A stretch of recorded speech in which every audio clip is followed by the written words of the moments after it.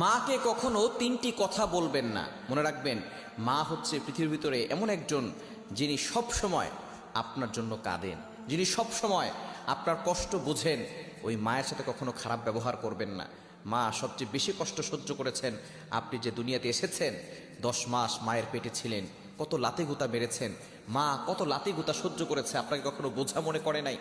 প্রসব ব্যথা যখন হয়, একটা মানুষ সর্বোচ্চ 45 ইউনিট ব্যথা সহ্য করতে পারে, কিন্তু একজন মা 57 ইউনিট ব্যথা সহ্য করে। কেন ইমাজিদের, আপনি কল্পনা করতে পারছেন কতটা ব্যথা সহ্য করে, প্রসব ব্যথা সহ্য করে তারপর আপনাকে দুনিয়াতে এনেছেন।